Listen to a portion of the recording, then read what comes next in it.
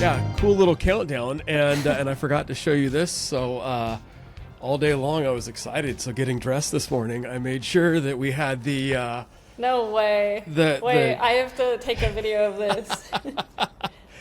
Here we go. So we've got the Rayadas jersey. I think we need to have one more star. I've got the. I don't have the updated jersey, but I definitely have the. Oh, good.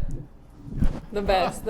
Yeah, we'll definitely have to get you an updated one with more stars. But when we get to another final, because obviously at the finals you guys are the good luck charms.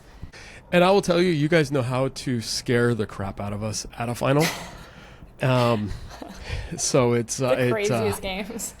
I remember looking at Lindsay and going, "This is going to be really awkward that we came all the way down here to watch her in a final, and that, like, how are we going to handle? Like, do we hang out with her? Do we not hang out with her? Like, I mean, I don't know how to handle this." And especially us with you, because I don't care how big you get on how many TVs that I get to watch you on, which, by the way, it's badass watching you on a giant 85-inch TV in my living room. Oh, thanks. Love it. And but you're still Christina from Mission Bay High School. From Mission Bay. Punk kid running around, I know. Nutmegging or kicking a ball at my toddler who's learning to walk, who now is playing varsity soccer at Mission Bay. I know, that's so crazy. So it's very cool. Well, let's jump into this and start this officially. So welcome to the Aaron Werner podcast on iCode Media. As you can tell, I am very excited to have my friend Christina Birkenroad join us today. And Christina she's fantastic. You're gonna meet her in a minute. But I want to give the official introduction. So Christina, I hope you're okay with this. But she's a Mexican-born professional soccer forward for the Liga MX Femenil in Mexico, playing for Monterrey, which is a huge club and a beautiful stadium. If you ever get a chance to go, I strongly recommend it. She also is a key contributor to the women's Mexican national team. And at 32 years old, still playing strong, has tallied over 110 goals in more than 220 appearances for Monterrey since 2020, and has 6 goals and 14 caps for Mexico. She was a standout at Cal State Fullerton, finishing her senior year with 11 goals and 11 assists, and leading the Big West Conference in assists and earning the NSCAA All-Region First Team honors. Off the field, Christina has authored books sharing her journey and lessons in the sport, including Life of Football, 10 Things I Wish I Knew as a Youth Athlete, and The Footballer's Handbook, A Player's Journey, Lessons, Mindset, and Winning Moments. And that's what we are going to talk about today, which offers key insights and inspiration to young athletes. And I'm going to put an asterisk there because I think it offers key insights and inspiration to anyone who considers themselves a professional. She was born in La Jolla, California, and raised amid adversity, including the loss of her mom at the age of 4 and periods of housing instability. Right, she credits soccer with providing purpose and resilience, and today she's known for her scoring prowess, leadership, and commitment to giving back to the game. And Christina, I will add that knowing you personally, you are just one of the most genuine people that I know. Right, a friend to everybody. Incredibly just open, giving, vulnerable, which you don't expect from a professional athlete, right? There's no ego. So thank you for being who you are. Thank you for in advance for the role model that you set for young players, especially young female soccer players like Maddie, my daughter, and others, and then just for being a kick-ass human. Oh my gosh, well that was the best intro I could have asked for. Thanks so much. No, I appreciate that. I'm excited to be here, and I've, obviously follow you. I'm your friend, first of all, but I've followed you on Insta, so, I watch all your reels about the podcast and stuff, and it's always valuable information. So even being able to be a small part of it is awesome, and I'm looking forward to it. Oh, absolutely. Well, I'm excited to introduce you to all of our listeners. So first off, congrats again on the win the other night. Linz and I were late to get the game on, and by the time we turned it on, Rayadas was up 3-0, and you had the first goal there. So and you guys were dominating so much. I'll be honest, we had a conversation like, do we keep watching this, or is it a blowout? And like make dinner because we're starving.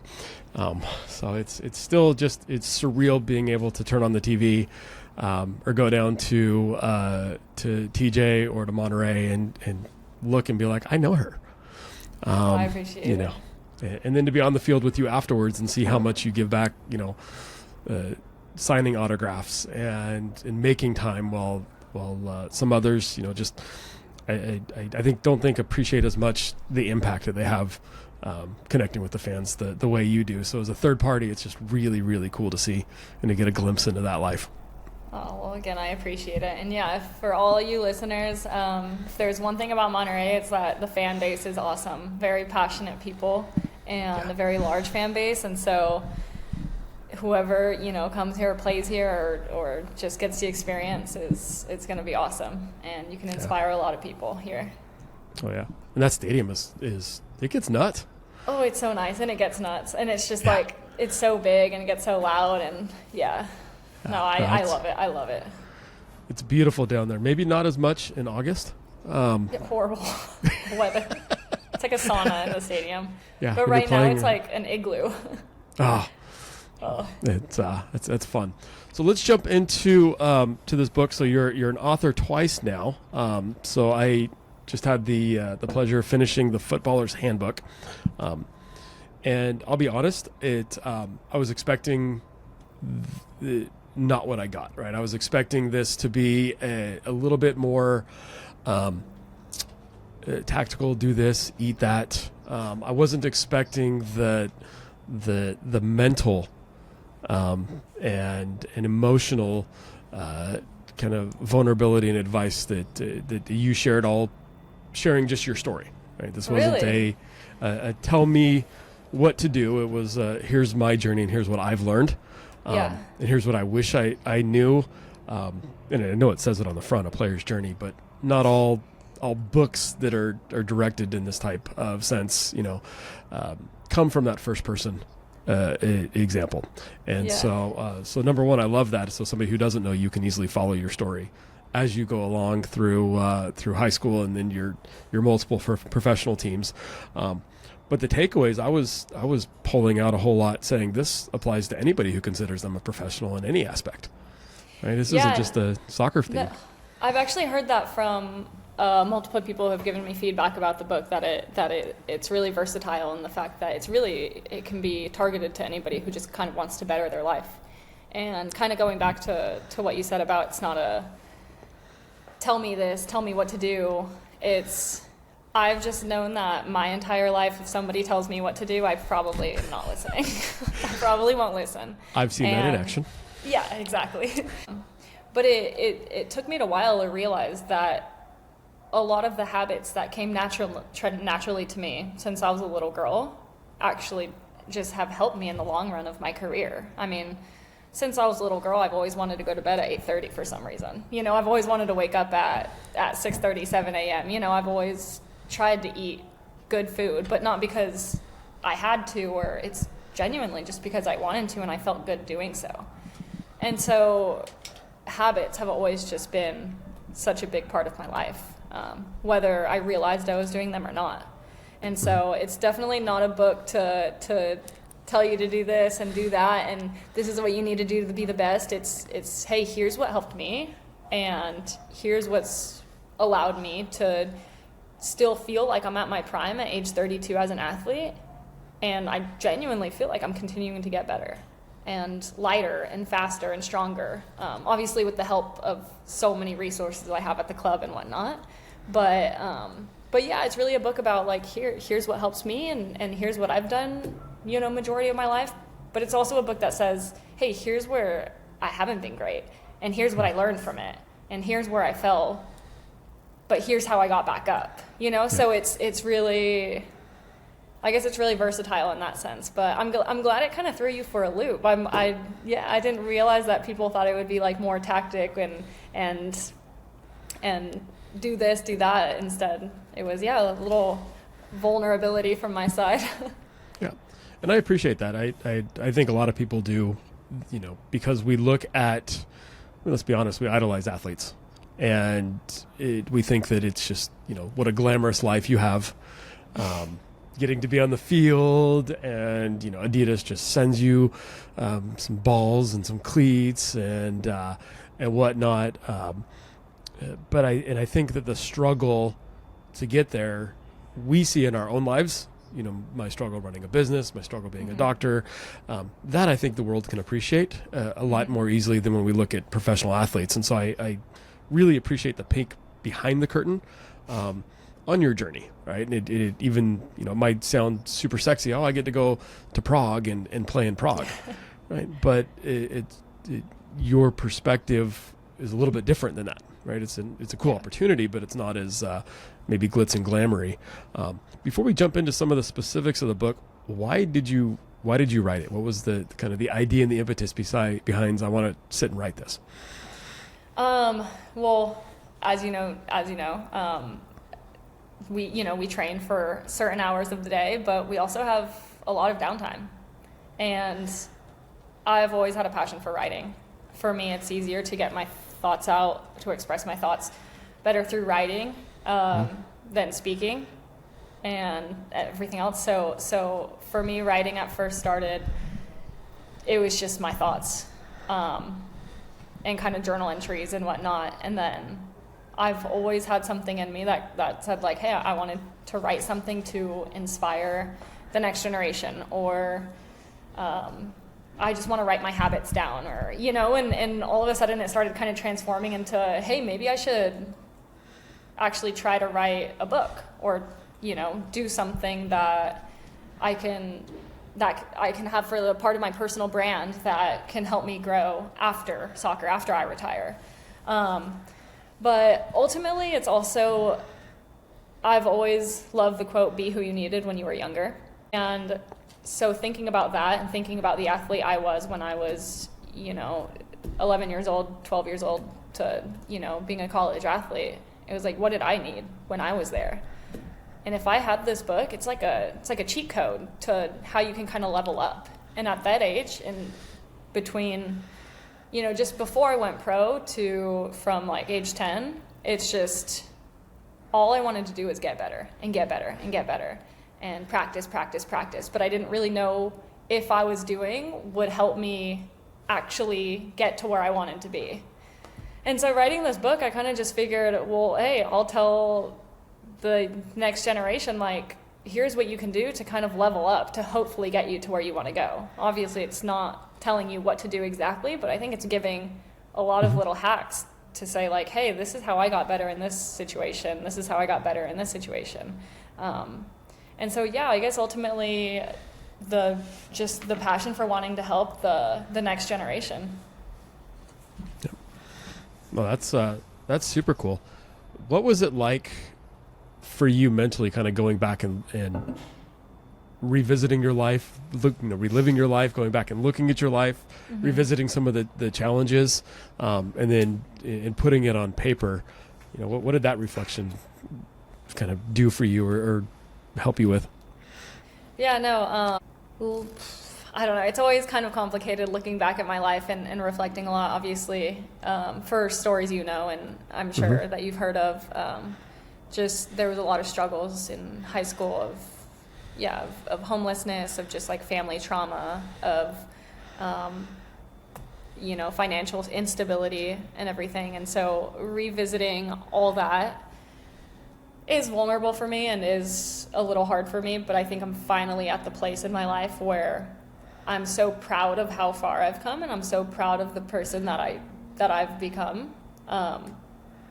That when I look back, it doesn't make me sad anymore. Mm-hmm. It's like I needed that to be who I am now, obviously. So It was a little sad, dark at times, but ultimately, I think reflecting on everything like I've been through in the past and whatnot in order to write this book, it was really motivating for me. It was really inspiring. Because also realizing all the people who have helped me along the way, like your wife, Lindsay, was a huge part of my story, and actually a huge inspiration for me writing this book, because a while ago I asked her, I said, hey, what can I do for, the next generation? I asked her, what do they need? Obviously, Maddie, you guys know firsthand, what does this generation need? And, she gave me all these ideas, and so she was a huge inspiration for writing this book also. But just reflecting back and realizing how much help I've had from people along the way made me so happy also. So it was definitely a bunch of like different emotions, I guess. There was the happy emotions, sad emotions. Talking to my dad about certain things kind of, brought up a lot of emotions, just because knowing where he's been also in our journey of basic homelessness, and then seeing where he is now, and him being so proud of me for doing this is it's just eye-opening. It's awesome. So yeah. Cool. Well, I appreciate hearing that, because that's the same, I don't want to say roller coaster, but that's the same kaleidoscope of emotions that I had reading the book, and I think most will reading it, because you are vulnerable, and I appreciate that, and you are sharing, your ups and your downs.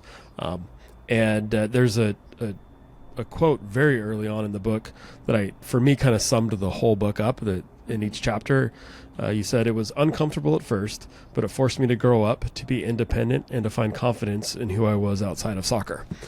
And every chapter I would go back and that I would read, I'd go back and remember that quote, because you took us on that journey with you, that challenge with you. And as much as it helped you with soccer, it appeared to me like a lot of the growth that you had in your professional career was less skill-based, if I'm saying that right, and more mental, more emotional, more maturing. Right. Obviously the skills came along with it, and you built strength, and but that alone couldn't have gotten you where you're at. Does that make sense? Yeah, no, 100%. No, and I appreciate you saying that. Yeah.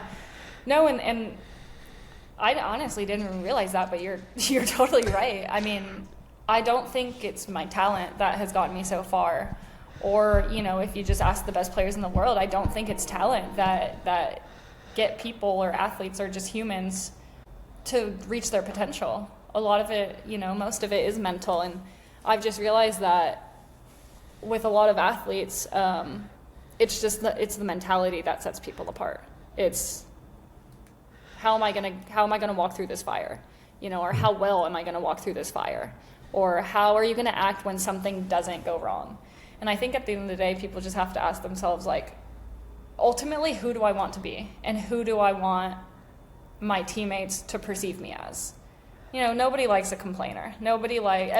Obviously when you're sitting the bench or something, it's not fun. It's not fun to be second or, not be first choice. But at the end of the day, you have to realize, like, it's all part of your process, and all you can do is control your actions, control the words you say, control your work ethic. So if you're controlling those, eventually it'll work out for you. I think a lot of people just want instant gratification. And what I've learned about this career is, if you want instant gratification, then being a professional athlete is not where it's at for you. No, because I don't think I hit my peak in my athletic career until I was 29, 30, and I had a whole life of soccer before that. So yeah, I really think what separates the good from the great is just mentality. Cool. Which leads perfectly, because your first chapter says the mind of a champion. And you immediately jump into this. So help me, as an athlete that has gone through everything you've gone through, and before we jump into that, for those who don't know you and haven't paused to Google you at this point, because you should have, Give us real quick your summary of or your timeline of starting at Mission Bay and then ending up at Monterrey and on the Mexican national team. Yeah, oh my gosh, quite the timeline. It's been such a process since that.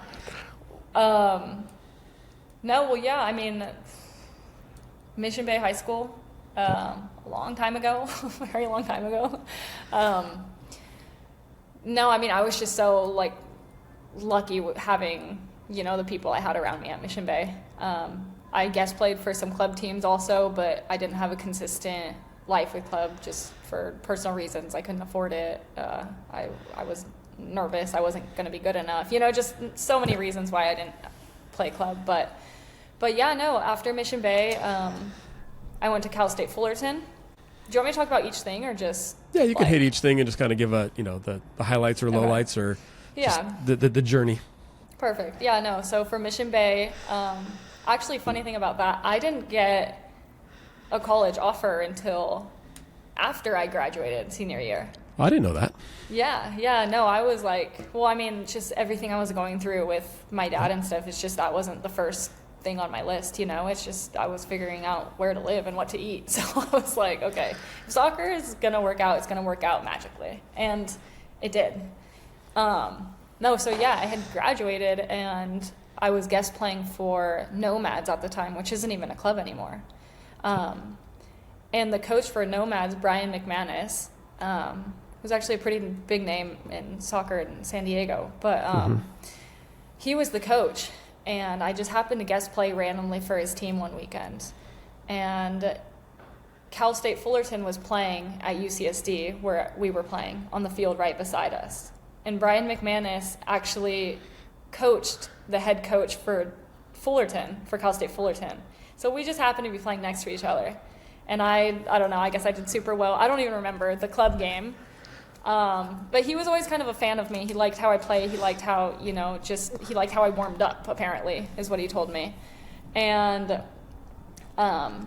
Brian went to Damien, the head coach of Cal State Fullerton, right after that game that I guest played for. And he said, look, Damien, I don't know much about this girl. I know that she doesn't have a college situation wrapped up. I know she just graduated high school. I know she's going through some family instabilities, but you need to take her. You need to take her because she's going to do something great for your school. And so the next day he called me. I have no idea who this guy is. He called me and said, why don't you come up to Fullerton? We'll, I'll show you around and we'll make you a deal. Wow. And so drove up the next day with the family that I lived with at the time. And I think in a couple days I was signed to Fullerton. And it just happened again, magically, it just, right place, right time, right people. So for me, that was a little God moment. So I ended up going to Cal State Fullerton 4 years. Nice. Can I pause you for a second right there? Yeah. Because you've said, I think I've counted 3 times now, it magically happened. Mm-hmm. And I'm going to push back. I don't think there was anything magical about it. And I think you said the key when you said he liked how I warmed up. Yeah.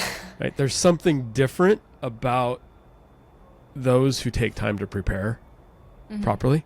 I think it shows a maturityism. I think it shows a professionalism, whether you're a professional soccer player, whether you're a doctor who gets to clinic with enough time to prepare for the cases for the day, whether you're a firefighter making sure everything's, ready on your engine, ready to go. It's that mental awareness of how you warmed up said something, right? So it's less magical and more you had prepared yourself for the opportunity whenever the opportunity presented itself.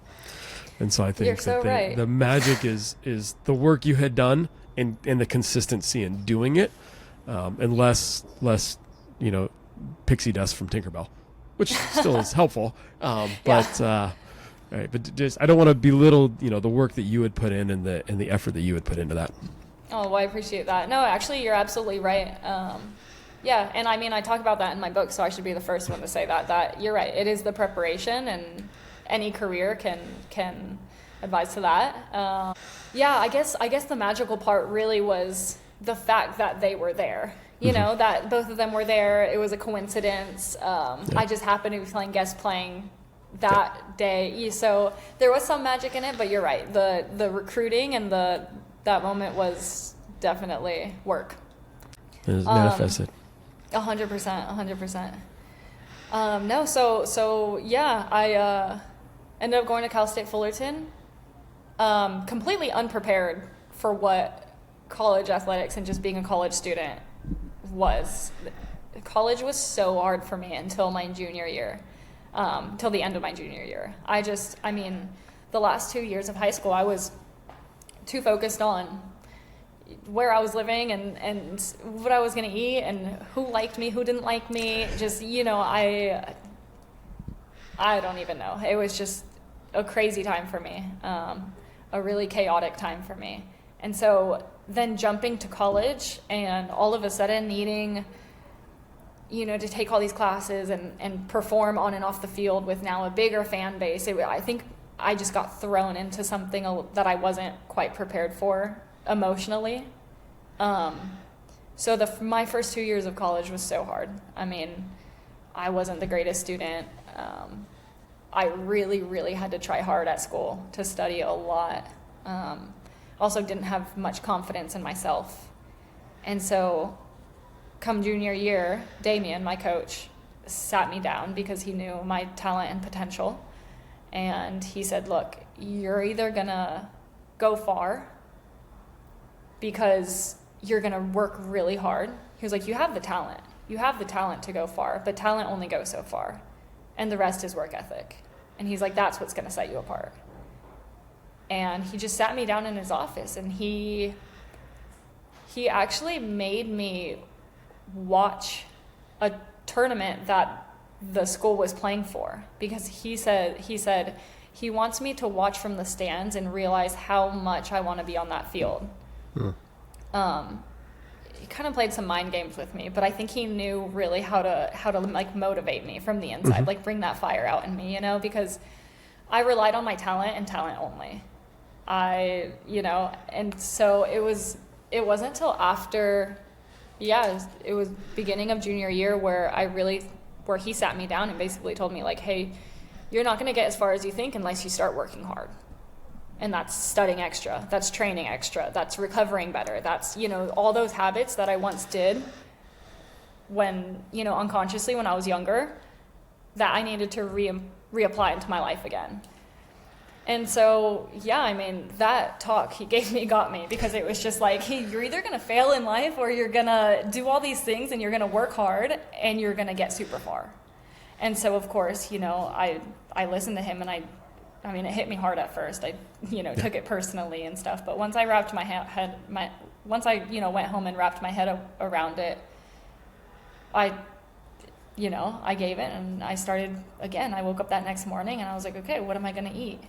How many hours am I going to sleep? Okay, what classes do I need today? How much do I have to study? And so from my junior year on, my junior and senior year, things just magically started working out, And of course, that magic was in the habits that I was doing daily.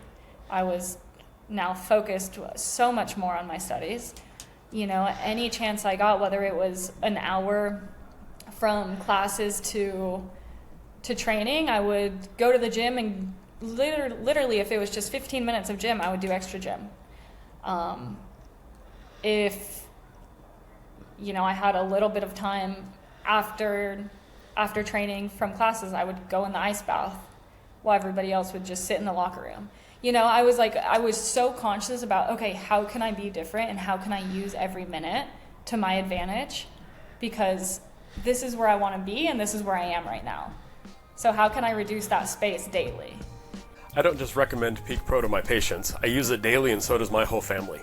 Honestly, it's one of those rare products my wife and daughters all love. So much so they actually fight over who stole the tea tree cleanser, the peptide cream, or even the hyaluronic acid. I had no idea this would be the case when I introduced them to the Peak Pro products. But I've learned they're a great company to work with, and their lineup covers everything from daily eyelid hygiene to deep hydration. I highly recommend checking them out. We've got a special affiliate link in the show notes, and use code Warner for 25% off. The Myopia Collective. CooperVision and the AOA have partnered in a groundbreaking initiative to change the way optometrists in the U.S. treat children with myopia. purpose of the Myopia Collective is to rally the profession of optometry and its allies to interrupt the status quo, elevate the new standard of care for children with myopia. Every individual is encouraged to become a member of the collective. By joining, you commit to taking action to help slow the progression of myopia in children. You'll receive updates and information about the collective and its work in the fight against myopia, gain access to educational opportunities and resources offered by the collective, to hear from change agents, the ambassador optometrists selected to serve as advocates for community and policy change that facilitates the mission of the collective. Scan the QR code or click on the link in the show notes to join the collective today. In the past, our focus revolved around prescribing MacuHealth or MacuHealth Plus to patients at risk of macular degeneration, while also recommending it to collegiate and professional athletes for enhanced contrast sensitivity in sports performance. However, this year's introduction of the Life Meter has been a game changer. The Life Meter revealed a concerning truth. Many of my patients have alarmingly low skin carotenoid levels, indicating potential deficiencies in essential body tissues like the retina and brain. Supported by over 30 peer-reviewed publications, Life Meter's accuracy, consistency, and effectiveness has been demonstrated across 2,000 subjects with diverse backgrounds. With this newfound insight, I can now have meaningful conversations about carotenoid levels with all of my patients, even those who may seem outwardly healthy.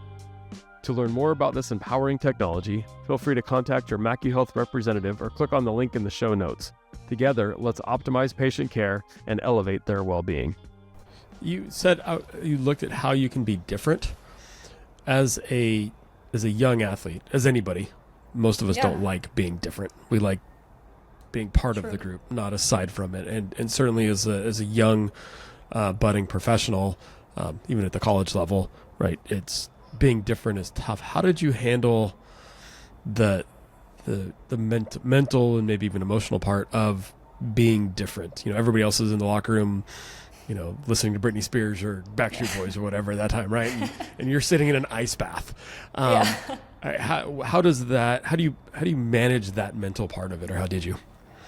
Yeah, no, honestly, that's a great question. Because I think a lot of people don't realize, and I don't think I even at the time have really I don't think I've ever reflected on that. But no, there were times where it definitely was uncomfortable and it definitely was sad, especially during that age of college and whatnot, where you want to be in the scene, you know, you want to have a social life, you want to have a great social life, you want to have friends and stuff. And I'm not saying I didn't have friends, I had, you know, great people around me, but I definitely, let's just put it, I don't talk to anybody on the soccer team anymore. Really. I talk to the coach and the coaching staff, they're still there. But no, I didn't leave with great friends because I feel like I didn't put myself in that situation. I was always, doing something else really. But yeah, at times it was definitely hard, but in my mind, I had a bigger thing in my head. I had a bigger image of myself, and I wouldn't let that leave, you know, and I was going to do everything in my possible will to make that come true. I love that. A bigger image of myself. Yeah. I mean, I felt it in my heart that I was meant to do something bigger, to be someone that wasn't who I was at that moment. You know, so whatever I could to get me there. But I mean, no, there was a lot of sacrifices. I mean, I'm not saying I didn't party. Like, of course I partied. Of course I drank, you know, of course I had way more downs in college than I did ups, for sure. But, you know, those weeks where I knew I was 100% focused, and then we got to game time, and magically I'm scoring that winning goal. It's like, it's like that moment for me was the best feeling ever. You know, that was like, okay, you know, I'm going to keep doing these things because these things just pay off. They just pay off. Like, good habits and consistently will always pay off in one way or another. So it sounds like you were pretty true to your purpose and recognizing it, and you picked the high you wanted to chase. Yeah, 100%. Yeah. I mean, it definitely wasn't easy, but it's worth it. Well, nothing worth it ever is easy. Exactly. Yeah, you would know. You have, you know, a business and a podcast and a family, so.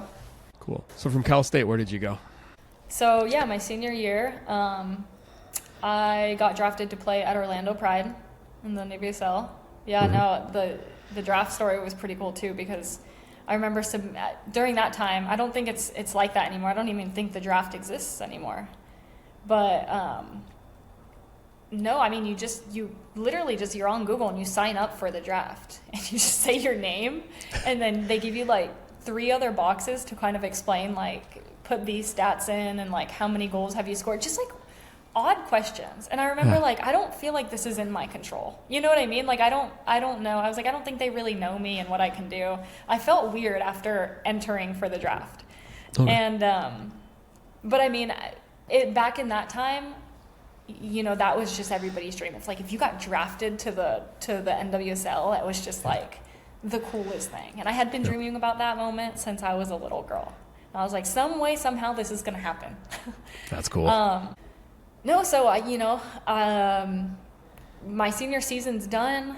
I go back home. I think we had a break or something. And then, and it was draft day. And so, you know, I woke up bright and early, and I had my laptop on the couch, and I was just drinking my coffee. And the dad, Roger, with the family that I was living with in San Diego, he was on the couch, like, just supporting me. And so it's the first round, 1 through 10. And, you know, they announce everybody's name, and they didn't call me. I was like, okay, that's fine. You know, they call the people from UCLA, Stanford, you know, North Carolina, you know, all the big schools and stuff. And I was like, okay, I figured. And I was like, I really don't, you know, of course, like, leading up to the draft, there was moments where I was like, oh, I'm for sure going to get drafted. Just so much confidence in me. And then literally a minute later, it's like, why would they pick me? Like, so many emotions. And so I'm just sitting there, you know, drinking my coffee, and round 2 starts. And they call 1, they call 2, they call 3. And then the 14th pick, it was like, Orlando Pride chooses Christina Birkenroad out of Cal State Fullerton. And it was just like, I got up from the couch and I just looked at the screen, and I was like, my mouth was just, I didn't even know how to react. And all of a sudden my phone started blowing up. Wow. And then I get a call from the head coach of Orlando Pride. It was just like, hey, Christina, like, congratulations, blah, blah, blah. Like, we just picked you. I don't know if you're watching. And he was like, let's get you on a plane out. Let's get you here training. Wow.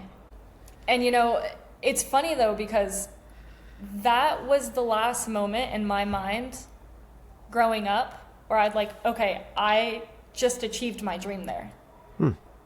I forgot about the work you have to put in after that. You know what I mean? Yeah. I made it. So, yeah, right then and there when he called me and we hung up, and then I got sent the plane ticket to go to Orlando, that's when I was like, okay, I made it. And then especially, you know, I'm in their email now, the group email, the group text, and players like Alex Morgan are in there. Like, I'm like, oh my God, I have Alex Morgan's number, you know? And so it's just like so surreal to me. And I think, you know, in my mind, yeah, right then I was like, okay, I made it. Yep. I get to Orlando, and I'm just like, that whole preseason, I was just like, I'm not prepared for this. You know what I mean? Like, I was in over my head. I did not prepare well enough for what the pros was going to look like. And I think that's where my journey started, where I just really knew, like, okay, I have to put conscious mental work into this. You know what I mean? Because, I mean, then the politics started happening. It's like, well, I had great weeks of training, but obviously I'm not going to play because Alex Morgan's in front of me, or you know, and obviously she's an amazing player, or was an amazing player, and is just like the biggest icon in the world. So, you know, it's just like, going to Orlando, I think, was the first eye-opening experience for me as like adult soccer life, you know? And so, no, I just got there and I just realized I had so much work to do emotionally, mentally, physically. I was just not up to the American pro standard. And so I took that whole first season and I started, you know, just like working harder, doing extra. I would get rostered for some games, and some games I wouldn't get rostered, you know. I remember the first time that my dad flew out for a game, and my dad doesn't come to games very much. Like, he doesn't like planes, you know, and so it meant so much to me that it was like, oh my gosh, my first professional game that he's going to be at. I didn't get rostered. It was like the saddest moment. And, you know, it was such an emotional thing, because coming from Cal State Fullerton, which isn't a huge school, you know, always being the best on the high school team, just always being the best on other teams. And now I was like the worst. Not the worst, but you know, I just, you know, I wasn't being picked. Yeah. I wasn't even being picked. I wasn't even being picked as a sub. I was being picked after that. And so, and again, like, now I realize that for different games, you just need different people. And every coach has their preference. And I've just really learned to take nothing personal. But back then I didn't know that. So for those listening real quick, being rostered, and just walk us through kind of the way it works, because you've got a team of a certain number of players, and then game day comes, and my guess is they're picking so many to dress out, right? Yeah. And then you've got your starters, you've got your bench, and my guess is even on the bench, do you have an idea of whether you're even planning on playing that game, or you're there as just to hang out in case maybe? Yeah, you're basically just waiting in case. And usually a team has around 27 or 28 people, and on game day 21 can be in uniform. And then there's 11 that start on the field, and then the others are, you know, waiting on the bench to go in. So if injury happens, you go in. And usually there's only 5 subs a game, so it gets really cutthroat. But yeah, so imagine that, and I wasn't even in any of that. I was just like, you know, you can come to the game, you don't have to come to the game. You can watch from home if you want. You know, it's just like, wow. Yeah, I mean, looking at, you know, because obviously there's non-rostered players on every team, and looking at those players now, even on our team, you know, it's like they're training so well every day. You know, there's defenders that don't get rostered that are, you know, beating me out in training and like doing super well against me, and it's just, I mean, I think being a professional athlete is really cutthroat sometimes. It's really cutthroat. But yeah, so basically Orlando was very eye-opening to me, and it was definitely the phase where I realized, okay, I need to grow, I need to mature. You know, I just need to mature physically, emotionally, everything. But yeah, and so my second season at Orlando, I came in so fit, so strong, so good mentally, got so many more opportunities, but was still a sub, which was okay. I realized who was in front of me, who I was competing with. Like, I was still super young at the time. I think I was 21, and so I realized, you know, I talked to some of the older girls, Ashlyn Harris, famous U.S. national team goalie. I talked to Ali Krieger. I talked to Alex Morgan. I said, what would you do if you were me? You know, I was big on let's soak up all the information from the players that are living my dream, you know, playing in the World Cup, playing, you know. Well, I just said, what would you do if you were in my position, if you weren't really playing? And each one of them said, go to Europe, go overseas, you know. And at that point, going to Europe, if you were a foreigner, you were more likely going to play. Like, you just want to play. As a professional athlete, and to grow, you just need to play most of the game, every game, you know? So I ended up leaving the country and going to Norway, which was such a wild decision because, one, I had never been out of the country, and I was excited. I was really excited, but I was just like, this is wild. Norway's far, you know, it's cold. It's really cold, and I had lived in California and Florida, which are like the two sunniest places in the U.S. What's the most opposite of where I'm at right now? Let's go there, No, I went to Bodo, Norway. This was like the northern tippy top. Like, if you look at a map, it literally, you wouldn't even think they had a soccer team. Wow. But the Norwegian league at that year was actually, it was a really good league, and it was an attractive league for a lot of foreigners. they spoke English as well as Norwegian. So it was just, it was somewhere that a lot of players went if you were a foreigner. But they didn't go to the team I went to because it was crazy. When I got there, it was August. And it was sunny for 23 hours a day. Oh. So it was awesome. I loved it. I was like, this is so cool. It's so different. The soccer was great. I liked the soccer. It was more tactical and less physical like the US. And so I was like, okay, I feel like I can do this, And but then the seasons changed and it got to fall and winter. And instead of being light for 23 hours of the day, it was dark for 23 hours of the day. Ooh, and so I immediately got depressed. I didn't know seasonal depression was a thing. And then I just realized, wow. And so again, another huge growing area in my life where I was in a completely new country, new environment, new culture, new style of soccer.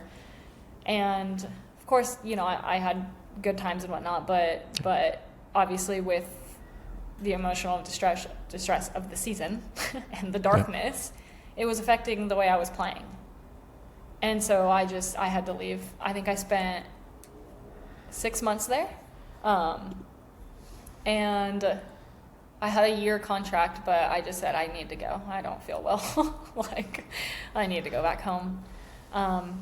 Flew back to California and got a call one day. I kept training, but actually at that point, I was still so depressed that I was like, I don't even know if I want to play soccer.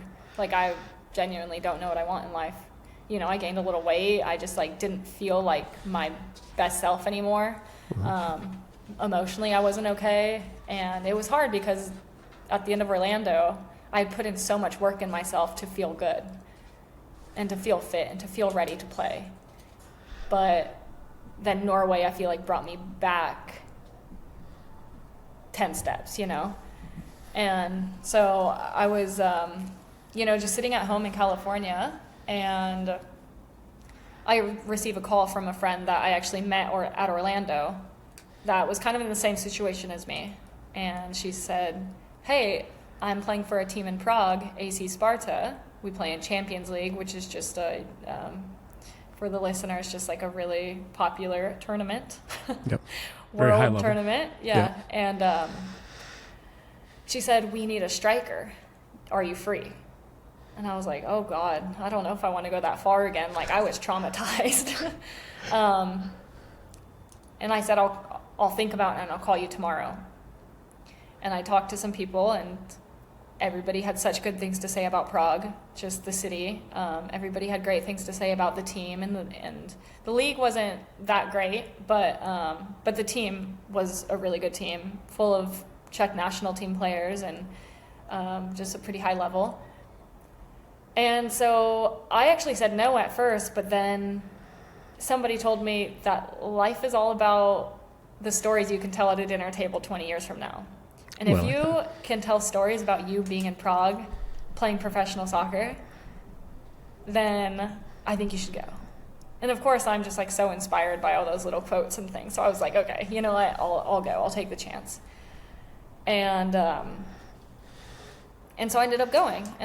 They called me. The club called me and sent me my ticket, I think, within 2 days. And I was on a flight within 3 days. And so I was going to Prague. I was going far away. And when I got there, it was snowing. And I ended up staying there 3 years for that team. And yeah, no, that was I learned so much in Prague about just myself. It definitely helped me kind of fall back in love with soccer. And I loved the city so much. Just living in Prague was so awesome. It was such a good city. I mean, I was single at the time. It was just fun. I had a really fun time. And that was where I kind of learned that I'm able to let go of these strict habits sometimes. There's a balance in life. It's not just work. It's work, but let's reflect on that work and, be proud of ourselves and go out for a drink if we want to, if that'll, it's like the 80-20 rule kind of. So yeah, it's funny because every team and every phase of my soccer life, you know, in a different country has just taught me such a different thing. And I'm sure everybody can say that, you know, it's like this professional phase of my life has just taught me this, while this one taught me the opposite. And Right. it's so interesting to reflect back, but no. And then COVID hit after 3 years there in Prague.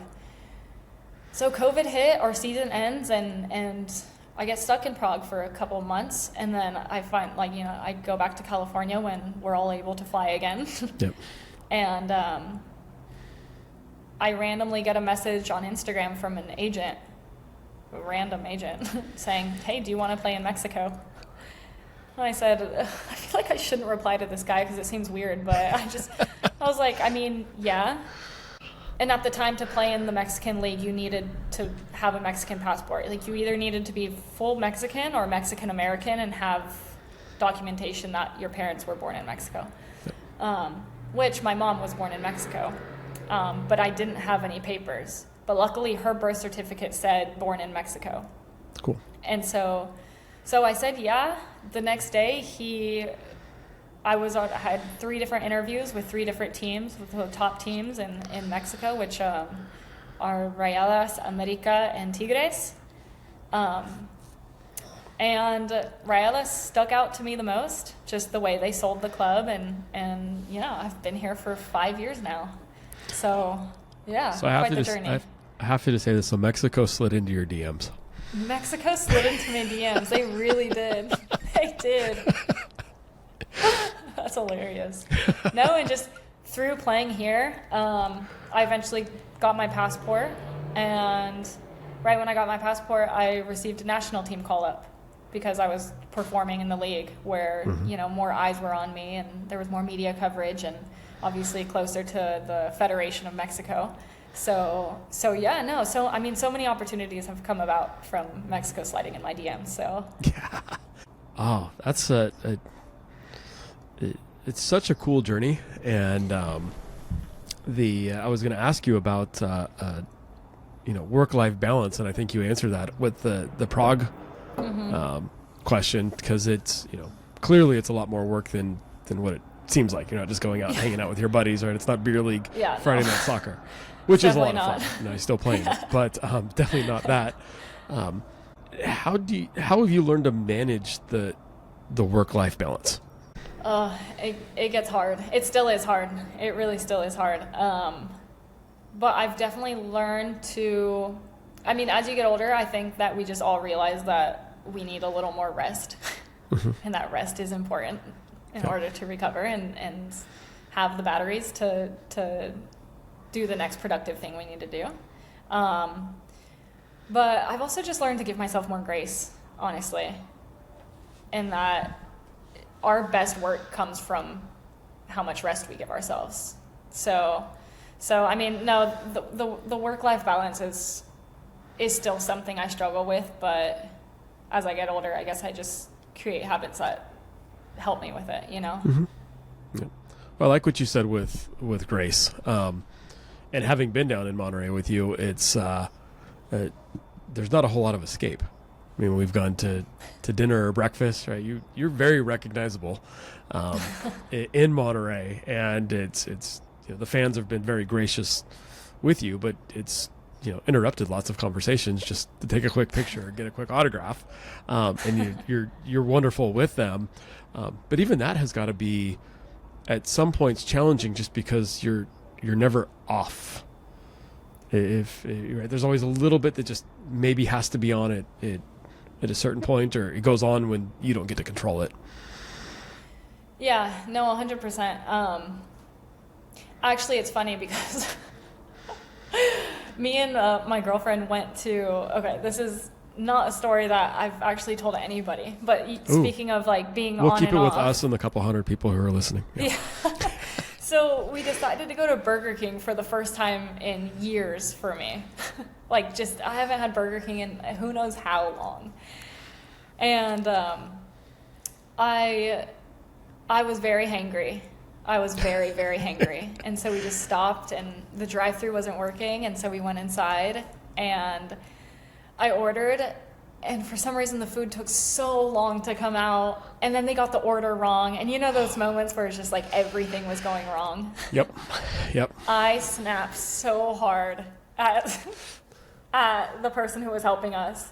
I mean, I was so mad, and I was just like, I was going off. And all my girlfriend was singing is, I hope nobody recognizes her. I hope nobody has their phone out right now and taking a video of her.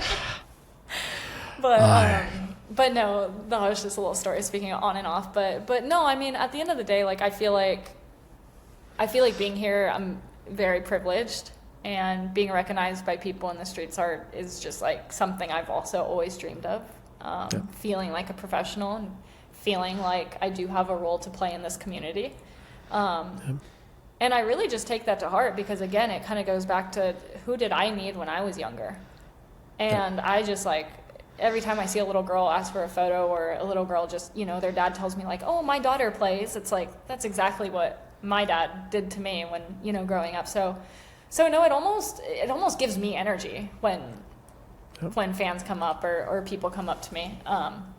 But yeah, it is, you do have to have kind of like a conscious awareness that you can't be a bad person and be famous here, or like be recognizable at least. Yeah. You can be infamous, just not famous, right? You know, I don't think I appreciated the impact that you have locally until I think it was the first championship game that you guys won. We were down with, and we were honored to be invited to the team party. Which you guys know how to have as much fun as off the field as you do on. And I'm just glad there was some coffee for the old people like us to, take us into the wee hours of morning. And rightfully so. But when we were leaving, and and I always wondered how professional athletes leave a game after like a big game like that, right? We walked to the car and got in the car and drove home.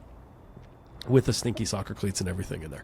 But I mean, at the end of the day, they're still soccer cleats. They are. But God, it was, I mean, early in the morning. It wasn't even, late night anymore.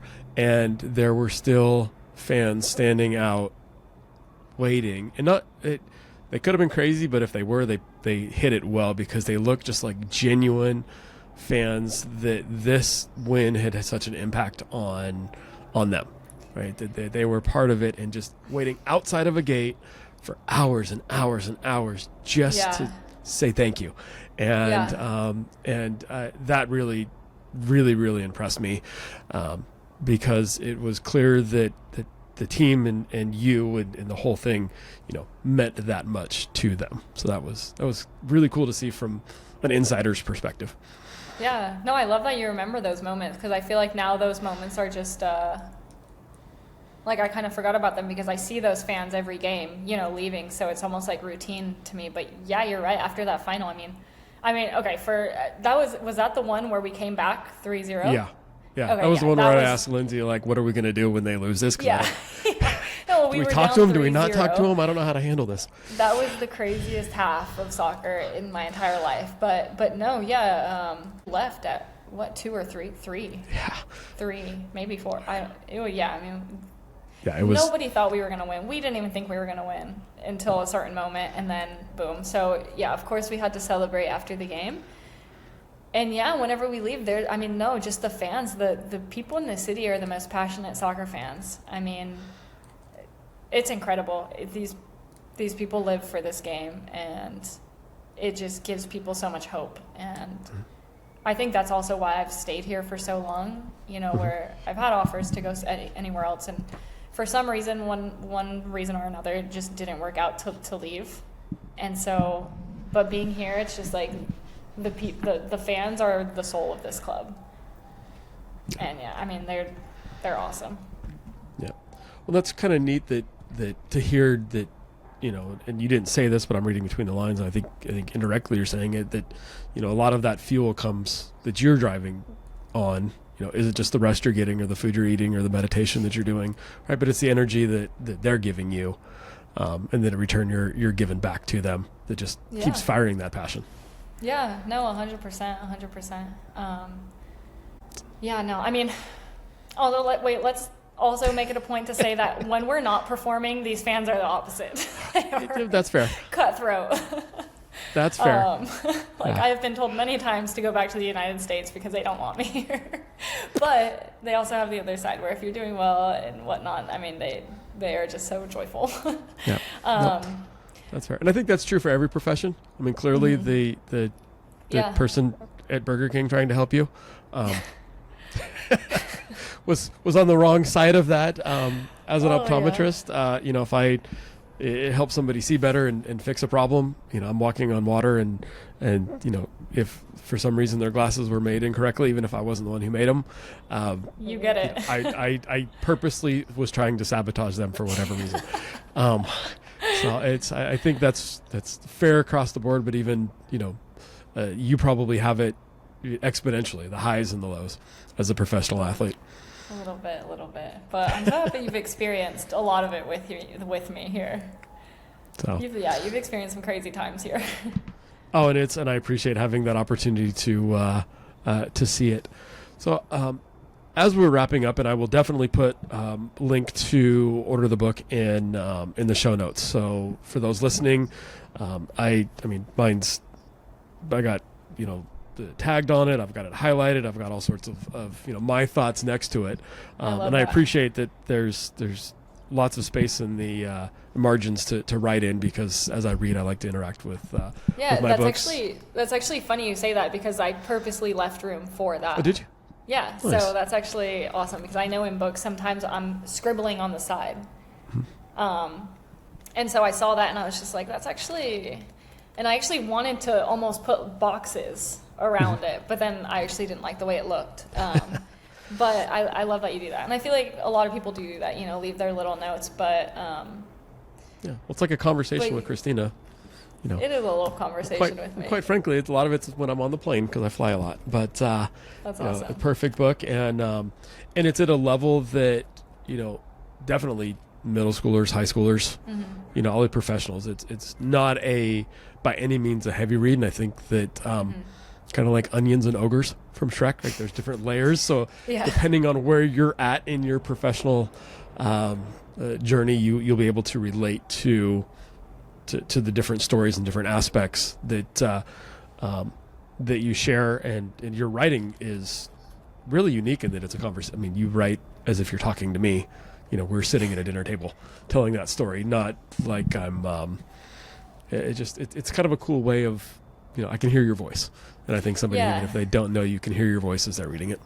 Oh, well, I appreciate that too, because I mean, a big part of me was, again, just trying to be like the most authentic. I write in my journal almost every day, and so I wanted it to be almost journal-like, and just an easy, light read that every chapter kind of hits a different section on there's nutrition, there's mentality, there's even like up to burnout, which has happened to me quite a few times, that I think a lot of people can relate to, whatever job you're in, because doing something every day, whether you love it or not, can eventually lead to burnout, and and there's tips and tricks for that, how to kind of get out of it or get through it.